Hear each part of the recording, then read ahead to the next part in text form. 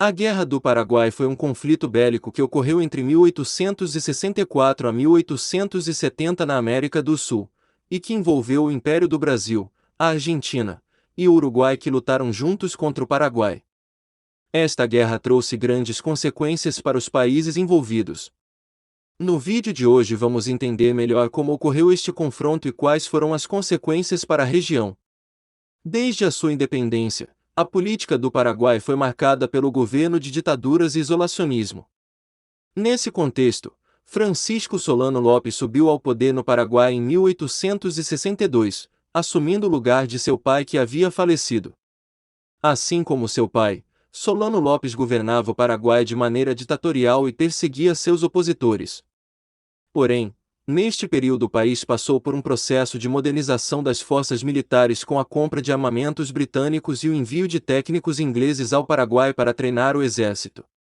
Enquanto isso, no Uruguai estava acontecendo uma disputa pelo poder entre duas facções políticas, os blancos e os colorados.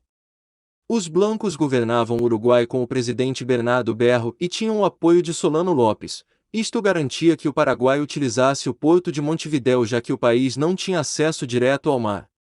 Por sua vez, os colorados eram apoiados pela Argentina e pelo Brasil que defendia a livre navegação dos rios da região, pois era através destes rios, o principal meio de contato da capital com a província do Mato Grosso. Em 1864, o Brasil invadiu o Uruguai para intervir na disputa e derrubar o governo branco colocando, no seu lugar, os colorados com Venâncio Flores como presidente uruguaio.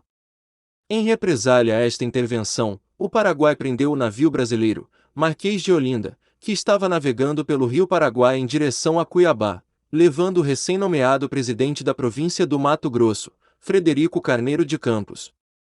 Ele e todos os passageiros, tripulantes e oficiais brasileiros foram aprisionados, e a maioria destes últimos morreram por tortura, fome e falta de cuidados médicos.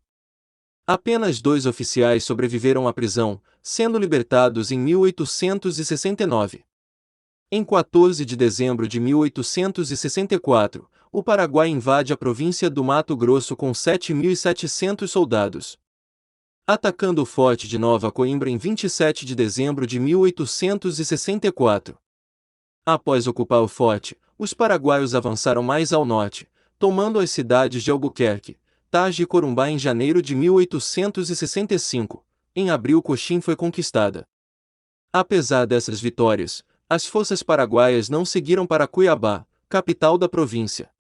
Até este momento, a guerra era somente entre Brasil e Paraguai. A Argentina tinha ficado neutra no conflito, porém como a Argentina permitia que os navios brasileiros navegassem pelos rios argentinos, o Paraguai duvidou da neutralidade argentina. Além disso, Solano Lopes havia solicitado passagem pelo território argentino para ajudar os blancos na guerra contra o Brasil e os colorados.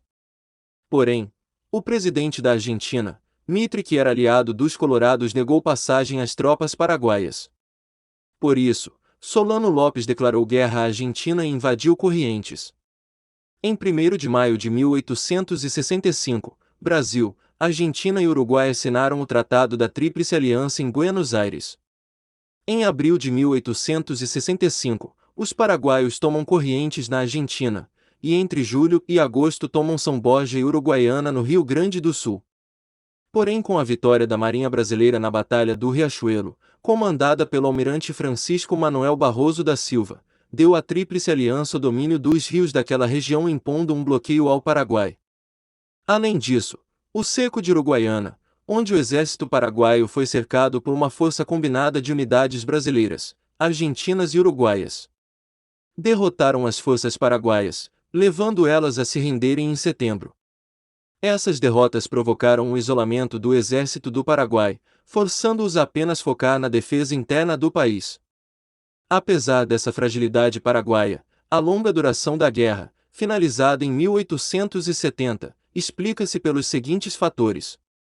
Desentendimentos no comando dos exércitos da Tríplice Aliança atrasaram as ações militares. O comando das tropas era função de Bartolomé Mitre, mas problemas de convívio com o Marquês de Tamandaré atrapalhavam o gerenciamento das tropas e a tomada de decisões. A geografia do território paraguaio, repleta de pântanos, impedia as movimentações militares e o melhor posicionamento da artilharia durante as batalhas.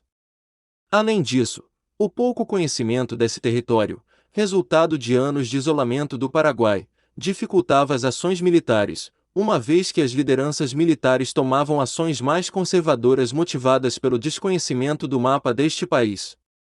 E também, maior disponibilidade de tropas para os exércitos paraguaios e moral mais elevado por terem sido convencidos por Solano Lopes de que a guerra era um conflito em defesa da independência paraguaia.